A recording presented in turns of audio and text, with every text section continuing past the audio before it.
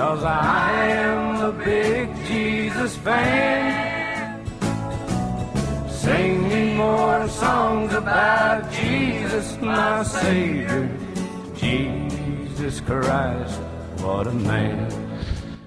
And you're listening to Jesus Christ, That's Funny. Oh, that's great. Ethan, nice job. Yeah, nice my name job. is Ethan Moore, and that voice is the voice of Pastor Dwayne Black. Yes. And that's the first time you've heard that intro music. That was marvelous. Okay. Yes, that was great. Do you know who that artist is? No, I don't.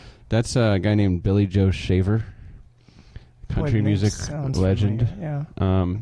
Yeah. He recorded like a lot of albums and stuff, but no one's ever heard of him. But he wrote all the songs on Waylon Jennings' album Honky Tonk Heroes, which was like a huge album that made Waylon Jennings famous. Wailing who? Waylon Jennings? No? Not ringing a bell?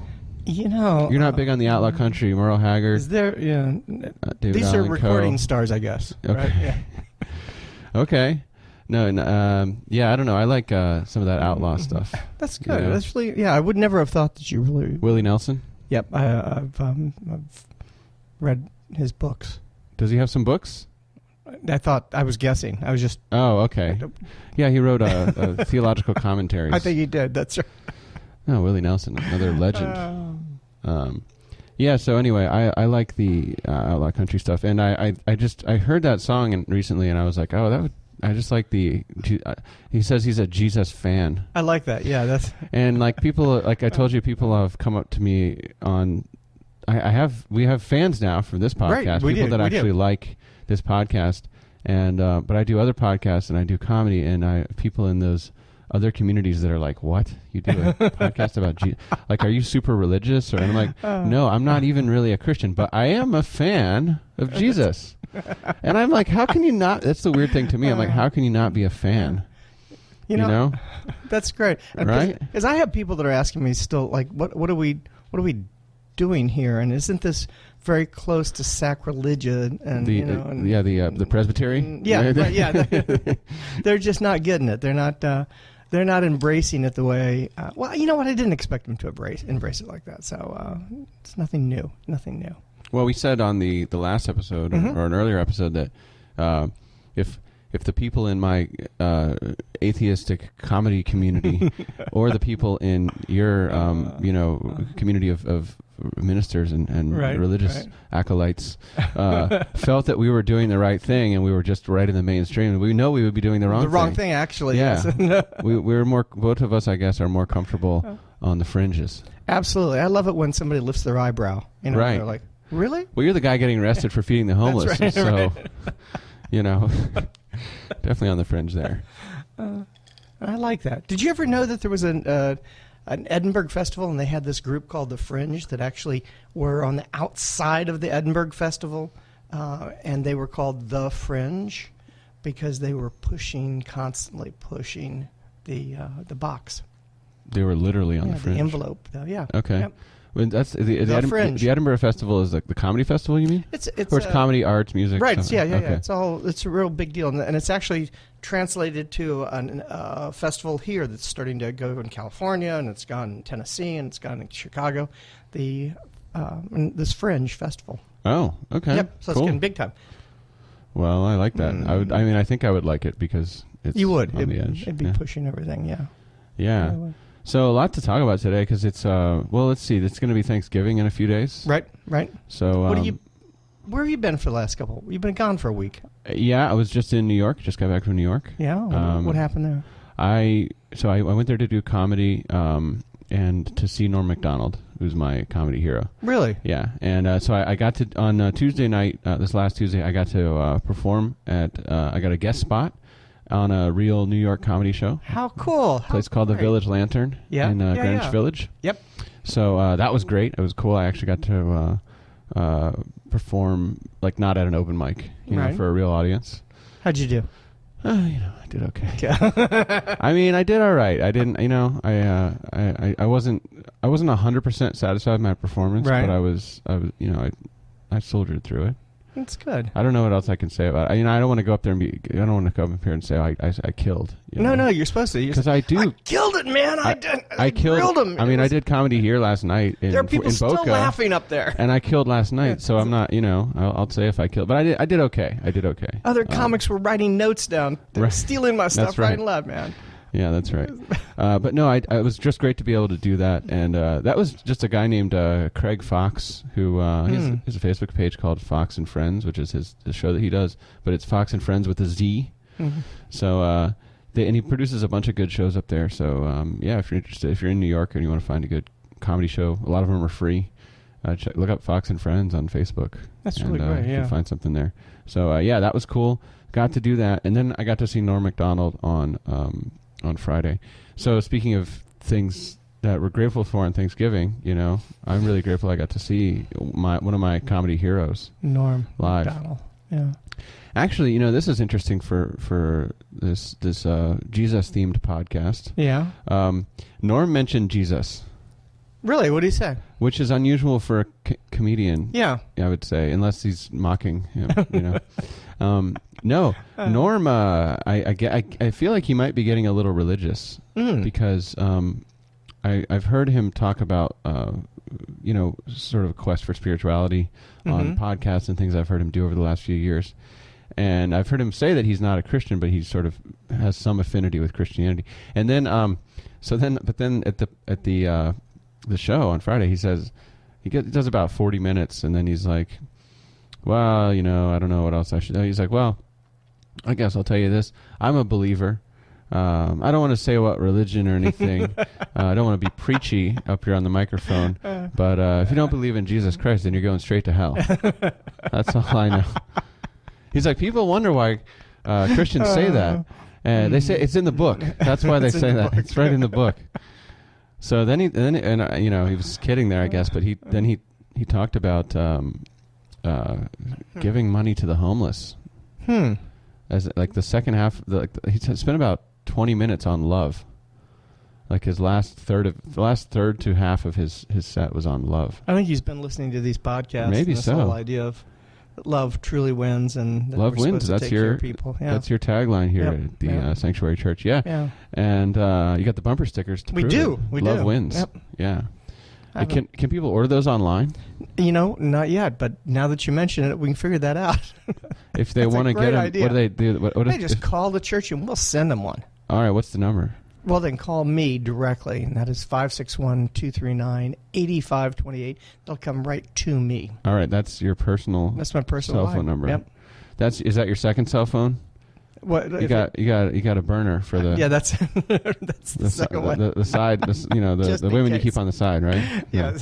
No, just a joke, Mrs. Pastor Dwayne. That's right. But so call Pastor Dwayne if you want give me a call. A Love Wins bumper sticker. We will send one right out to you. But Norm was all about love wins. He said love, he thought was the only thing that was really real in life. And I really believe that too. So I thought that was really cool. And then he said he was talking about how like giving money to the homeless, and he said people always say like, well, I don't want to give them money because I don't know what they're going to do with it. And he's like, well, you gave it to them. Your say ended once the ownership transferred. That's right. Exactly. He's like, it'd be weird if you go to the grocery store, and your boss showed up and said, "Hey, don't think about getting that beefaroni. That's not what I wanted. That's not what I wanted you to buy to nurse yourself." He's like, it doesn't matter what they do with it. So you've lost at that point. The ownership is theirs, and they can decide what they want to do with it. And he's talking about the sort of. It's a long bit, but he said. But basically, the upshot was he said that he's been over the last few years, he carries around like $20 bills, and then when a homeless guy asks him for money, like years ago, he said he used to just be like, I don't have any. Someone would be like $1, and he's like, I don't have $1. Then $1 would fall out of his pocket. Yeah, right, exactly. He'd be like, what's that? Oh, it's my licorice money, man. You stay away. That's much for me. But he said now he'll carry around 20s, and he would give the money to homeless guys. And he said that's cost me maybe $500 over the last 5 years. And it's not like a constant thing, right? But exactly. He's like, and I feel, but it's removed weight from my soul. or something like that. I'm in the situation where my wife won't even let me carry money because I give it away too easily. And she's like, no, you can't do that. And it's, but you run into people who are in need, and you know that they're in need, and even to the point of saying, you really want something to eat, jump in the car, I'll drive you to McDonald's, we'll grab something there, and if you really want something to eat, here you go. This is why Jesus didn't have a wife. That's right. Should have been like, yeah, what are you doing there? Yeah. Just make us some more loaves and fishes. Right. Yeah. You can't go running around with those boys again. Come on, it'll only get you into trouble. Giving them loaves and fishes away. Right.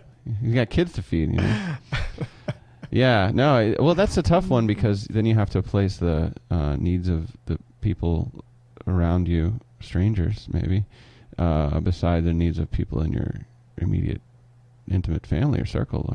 Right, but what ends up happening is when you give that person $1 or you give them some food or you give them some water or something like that, you start, there's something that happens between the two of you. There's a connection that deepens, that suddenly you hear maybe a little bit about their story, about what got them on the street, how they're trying to get off, exactly what's going on in their life. And that's the important part. It's not so much the water or the food. It's that you start to connect with another human being, that you start to understand their issues and stuff.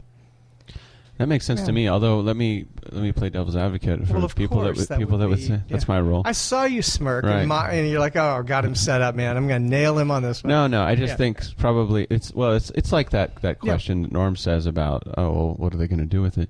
So I probably already know I'm wrong here, but I think what some people would say is, well, they want to pretend to connect with you because they're manipulating you. Yep. They'll take whatever they can get, however they can get it. There are people that will run a story on you, and they're pretty good about that. And the issue is that sometimes you can say to them, listen, I don't need to hear the story. Just want to hear what's going on. That's true. I had one time a guy. Well, this happens all the time actually in Fort Lauderdale, but recently I was at the Kava bar where I do the podcast, Sex on Kava, sexonkava.com, by the way. And where I do our other podcast, or my other podcast. And I was standing outside on a break from the podcast. Right. And this guy rolled up on a bicycle, and he was kind of scraggly looking. And he had a bag, like a Ross bag or Marshall's bag or something. And he said, "Hey, you want pants? I got jeans." And then he had this thing. He's like, "So, my daughter needs to get here, and I need to." And I was like, "You know what, man? I don't need to hear a story. I'm either going to buy your stolen pants or I'm not." I'm not. So I looked at him and I was like, "They weren't my size." But it is true. I run into people all the time. I ran into a lady the other day. She was like, "My daughter's sick. I need to get back. I need to get a taxi cab immediately. Can you help me out? Can you give me a ride?" And it was like, "Well, can't give you a ride, but I can help you get a taxi cab." And of course, you know that that's probably a story. And the main thing is that she is playing this, and as soon as you give her $5, she walks off and tells the same story to somebody else. Right. But the thing is that sometimes you run back into her the third time, and you kind of go, "Come here." Right. What's really going on? What are you doing? What's happening? And you hear her say, "Well, I got drugs. Got a drug problem. Right. And this is the only way I'm going to make it." Yeah. Well, do you think there's a face saving that goes on to some extent with the? Sure. I don't want to go up to people and say, "I'm going to buy drugs." Right. I'm buying Flacco with this. Right. Let me go. Right. Well, and I think probably that that person may even believe it themselves to make them sleep easier at night. Well, I can tell you this. As someone who's had addiction issues in his life. When you're in the throes of that addiction, believe me, drugs are what you need. Right. I mean, you need that more than you need anything else. Yeah. Yeah. So you're actually helping that person out, because they're not going to stop at that moment, at least. No, you're not doing anything. And I guess there's a real fine line between helping somebody and enabling that person. And so you try to figure out where that really is and what you can do for that person at this time. And I think a lot of times you run into people that come into the church and it's the last place they can come. They know, and they're not going to be, they're not getting straight tomorrow. but they just need to have a kind voice, somebody tell them that God really loves them still, and that the things that they're going through, even though they are dark, but God loves me. And you start to help them try to forgive themselves. And usually that's the beginning, you know. Well, I think that's important because I truly believe that the connection for someone who's struggling with any kind of I mean, I was going to say, you know, any addiction or any mental illness, but maybe any human struggle at all. Right. I think the type of struggle where it seems like there's no way out, subjectively, where you're just locked in that prison of your own mind. We talked on a past episode about hell, and I said I think hell is like in your mind. You can create it. I think any of those psychological prisons that you might be locked into, the only way out is actually connection with someone else. Mm-hmm. It's like which I think, because it seems like there's no way out of something like depression or addiction or some kind of serious mental illness, or maybe just some kind of obsessive thought, whatever it is, it seems like there's no way out. And because it really seems like you're trapped, when you do have that connection with someone else, if you do, then it's like a miracle. Right. Because that connection seems like there was no way for you to think your way into that connection. It's something that happened and it required a connection with someone else. It didn't come from just within you. And that's that.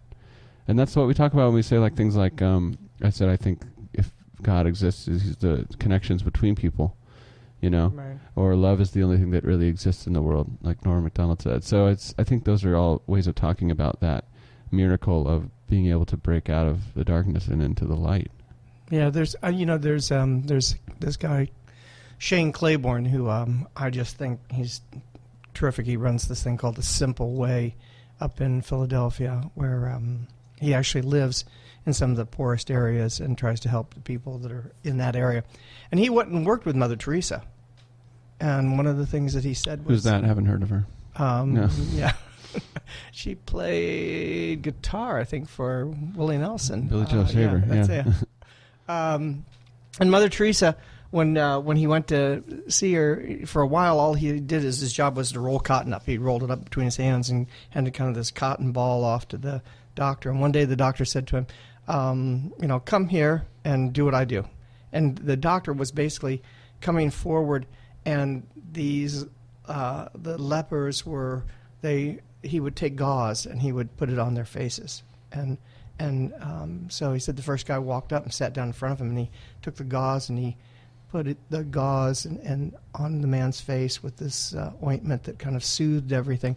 And the man said, "Namaste." And he said, that means I honor the Holy One within you. And he said, I believe at that point I was seeing him as a child of God, and he was seeing me as a child of God, that there was this connection that we were making at that point. Wait, so when you go to the doctor and they put cotton ball on you, that's just been rubbed between some guy's greasy palms? That's how it works? That's exactly. Sorry, that's all I got out of that story. If you're in India. Fixated on that. That's how it works. Does not seem very sanitary. You saw me rolling my hands like this, right? Right. You're like going, that's all I got. Okay. Do they just bless the scalpel? They say exactly. Namaste to the scalpel in order to sterilize it? And they're like, we're good. Yeah, it was good. Yeah, Shane's a cool guy. No, it's true. I think that moment of connection, there's really something there. You know. Yeah. It's also what people are seeking. It's something I'm looking for as an artist, as a comedian on stage, of course. What are you seeking? You want to connect. Connect with the people out there. That's the key. How do you do that? I find like more and more my technique is to be as dumb as possible on stage. Like just be like an idiot kind of, And they just, hey, this is my brother Bob up here. Yeah. I think for a long time I wanted to be smart. Yeah. And I wanted people to think I was smart, and that didn't really work very well for me in life, overall. Like I don't want to be clever, Yeah. So I wanted to be clever, and I don't want to. I want to be. So I want to put myself at a lower level but then have the audience connect with me somehow that way, or at least that seems to be what's working right now. Yeah. So That's good, because there are issues that we put ourselves at we put a mask on or a face on, that we want to be seen this way, and that's really maybe not who we really are, or really who we feel comfortable with. Well, the other thing too. So this last because I don't week, think of you as that, intelligent. Yeah, no, it's working. Yeah, it's working. It's working. That's what I'm trying to. I did it originally, And right. Well, I did originally too. That's the thing. When I was younger, I thought I was really smart, and I saw this last week on Sex on Kava. We had our first segment had a couple of young people on it. this girl Morgan, who's like 17, and then this other kid Terrell, or as we called him, Chocolate Thunder, and that was his self-imposed moniker, and so he's 22, and we were talking about Christianity and sex. Actually, that was his question about waiting before marriage, things like that. It was interesting, and so anyway. But he and Morgan were sitting there making fun of me and Rich and saying we were all, idiots. And really? Yeah, and Rich is 50, I'm 34, and they're saying, we're old, and that's the Alzheimer's and all this stuff.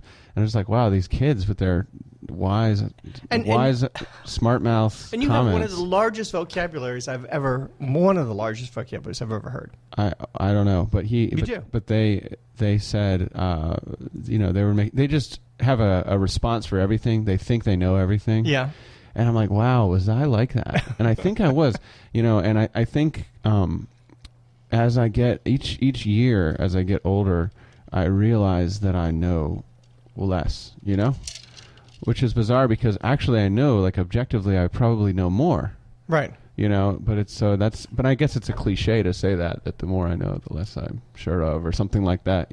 Is that a cliche? I think it is a cliche, but I find it too. Maybe at least in my position, it's more that I can live within the mystery, and that is that everything doesn't have to have a black or white. That there's some really, really gray areas out there. Yeah, it's like that. You there were a lot of things you thought you had put into a little box, got it nailed down, and now you're like, that box is probably good 80% of the time. Right. I thought I was 100%, and I never had to think about it again. Yeah, that's interesting. And I think actually the wisest people that I know, the people that really, really are good thinkers, and they struggle with things, they throw things out as questions that you have to continually struggle with. They don't give you answers. They go, yes, but if that's true, then what about this and this and this? And you're like going, okay, now we've got some meat in this game. Yeah. Well, I guess it's the good thing about too is that you have, wonder. Right. Wonder. You got to have that. I don't know when it happens. When you're, it seems like you have that wonder when you're about, 6 or 8 or something, right? You have it when you're younger, right? But then there's a point, maybe around the time you hit puberty. I don't know exactly when, but around 15, 16, I don't know. I definitely became like, I'm sure of everything I say and know is right, and then I spent about 10, 15, 16 years assuming that, and now I'm like, you know what? I never knew anything.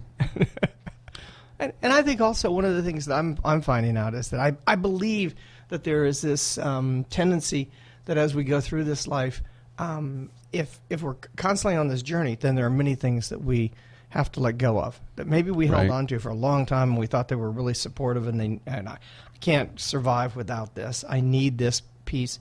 And somewhere along the line, we come to a point where, it's like you're on a ship and you're going through a really bad storm. There are things that you throw off that you thought you needed, 2 weeks before, that you have to let go of so that you can survive. Are you saying there's only a limited amount of space in your brain? No.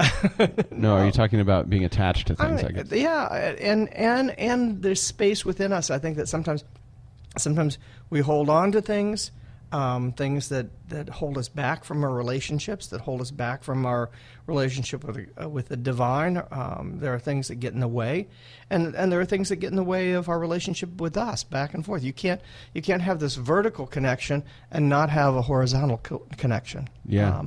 And so, what gets in my way with my relationship with you or anybody else? There are things that get in the way that I need to let go of as I get closer and closer to being connected to people. It makes sense to me.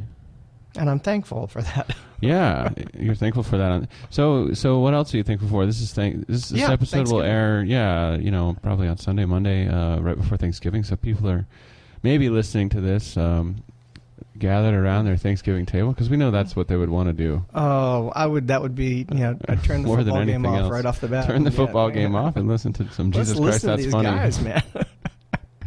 Their rambling podcast that seems to go nowhere. I have people that go, you know what I expect from you guys is I expect to be surprised. I like that. And I thought that was really pretty good. They said, I'm not sure ever where you're going, but it's always fun. We're just talking about that sense of wonder. Yeah. You don't know. Yeah. And that's good. Have that childlike sense of wonder about, the narrative of Jesus Christ. That's funny. So what are you thankful for? I really like cranberries and turkey. Really, cranberries? Cranberries, real turkey. Cranberry? Cranberries, turkey, and sweet potato, and I like pecan pie more than pumpkin pie. So but let's go back to the cranberries for a second, because there's cranberries that comes in a can, and there's cranberries that come in a bag. I'm a firm believer in the bag type. Real cranberries. I make it. Yeah. So I talked to my mom. Hi, Mom. And she said she listened to the last episode yesterday, and she, we're doing Thanksgiving at her house. Oh, good. Yeah. So I'm really thankful to be able to go up there, celebrate Thanksgiving with my mom. She lost her husband earlier this year. Right. So this will be the first Thanksgiving without him. Not my dad, but her, the guy she'd married a few years ago. So. I'm glad that we can go up there and have family time with her, and kind of, I think, I'm not sure if it'll be a difficult holiday for her, but I imagine in some ways it will be. But it'll be great to be there. I'll be there with my brother, my sister-in-law, their 2 kids. We've got a couple kids there, and their 2 daughters. And my dad, I think, will come up at some point. Oh, that'll be nice. Yeah, so we'll have, my sister will still be in San Francisco probably, but... So she'll be missed. She was there last year, but still, it's going to be nice. We're going to have a nice little gathering there. Do you cook at all, or does she do all the cooking? So she has people bring. She's doing, I think, the turkey and a couple of other little things, but then she's got other people bringing things. Also, my brother's wife's parents will be there. Okay. I don't know what they are to me. I know. I was trying to do a family tree there real quick. Yeah. I don't know. My branch. My sister-in-law's parents, will be there, and so they're bringing some stuff. And then I found out what they're not bringing, which is cranberry sauce. So are you going to make it? I'm going to make the cranberry sauce. That's great. And sweet potatoes. So I'm going to make that, and I got to look up a recipe. I'm going to figure out what I'm going to do. But there used to be a recipe that my grandma would make that had like pecans and brown sugar on the top. Yeah. And marshmallows. Right. Right, yes. I'm thinking about doing something like that. Kind of get a little sugar in there for this Thanksgiving. And then the cranberry sauce, which I don't know, anyone within the sound of my voice is planning on making the cranberry sauce that you just use the can opener on and then dump it out, and it still has the shape. That's absolute heresy. They should be barred from ever doing Well, anything. let me ask you this, Pastor. The church here is collecting cans of all kinds of things for Thanksgiving, and there's a big table out there. And by the way, if you're listening to this and you want to donate, you can. You can donate at the church on their website. Yep. What's the website? sanctuarychurchftl.org. All right, so check that out, and give this Thanksgiving. Right. That's another thing that we can be grateful for is we can be grateful that we have the opportunity to give something. Right. I think that's an important one people forget about. There's a tremendous amount. We have a lot of the groups that meet here are committed to giving and making sure that there's nobody that goes without a Thanksgiving meal, and so they make sure that there's money for turkeys, and they bring food, and we're able to provide a large amount of food for some really needy people. That's very important to do, really good. And that's great. A great thing to be able to do. And now you collect money for the turkeys, but you collect everything else, kind of. Right. And then we go get turkey cards. I used to go get the whole frozen turkeys, like the 20-pounders and 30-pound turkeys, and there was a point where it was like, backing up a truck that had 100 turkeys in it and Dwayne unloading them became physically crazy. So now it's like we give turkey cards and people can go and get turkeys. Your wife won't let you carry turkeys anymore because you give them away.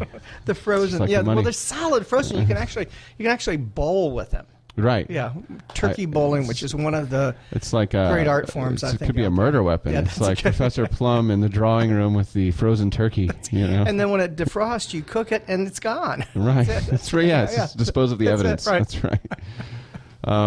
Well, anyway, all that is to say, you are collecting cans of things. Yep. And do you have cans of cranberry sauce, that gelatinous? Yeah, we've got cases of cans of cranberry sauce, which really makes me sad. You were just denigrating that. I was, and it makes me sad to have to hand that out, but I do.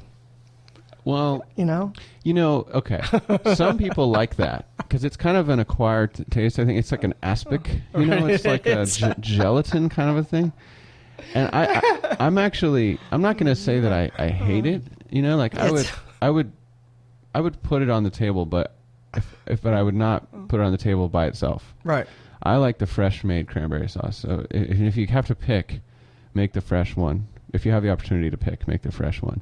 And it's really easy to make. I don't know if people know how to make it. Maybe that's a barrier. Right, it may not be, yeah. I mean, you get a bag of those cranberries, and then the simplest way is you just dump like a cup of sugar and then like a cup or two of water in with the cranberries, bring it to a boil, and then turn it down to a simmer and cook it for like 15 minutes or something. It's really easy to make. You know what I think you should do for your family is you should get one of those big cans of cranberry and just put it right there, in the same form that it comes right out of that can, right on a dish, right, and just serve it and just watch them go. I'll be like that. I promised I would make the cranberry sauce, right. And then that's what I make. Yeah, just to let them, like, Ethan. I think that actually that would be a good garnish for the real cranberry sauce. It could be. No, I seriously, like, you could put it across the top of it, or something. That'd be nice. Well, I've heard that you can put orange juice in that with it.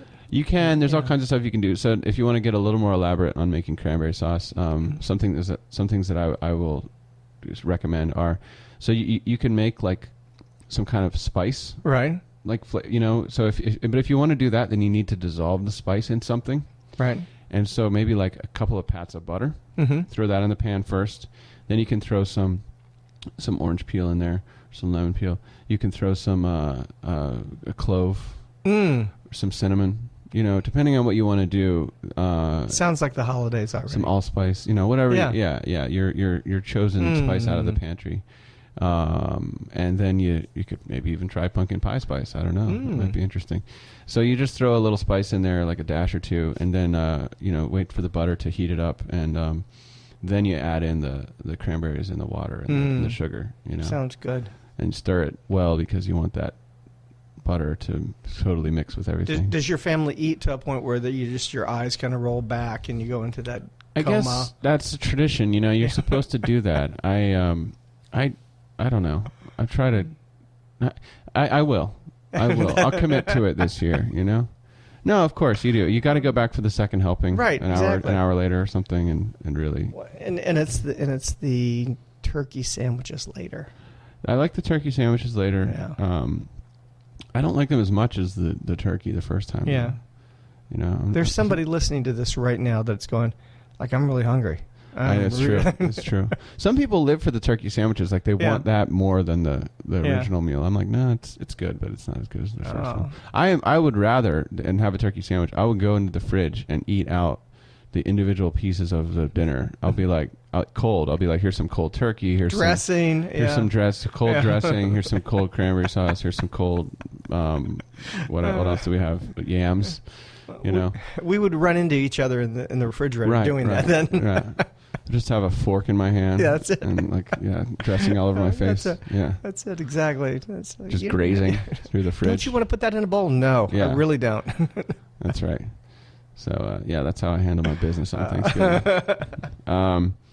So that, and then the yams. That'll be what I'm making this holiday season. What about you? What do you? So I'm going to my mom's place. We're getting just about the whole family together there. What about you? What are your Thanksgiving plans? We get the whole family together too. We go to my parents' house, and Mom makes the turkey. She gets one of those fresh, incredible, giant turkeys that she cooks all day long, and everybody else brings bits and pieces, right?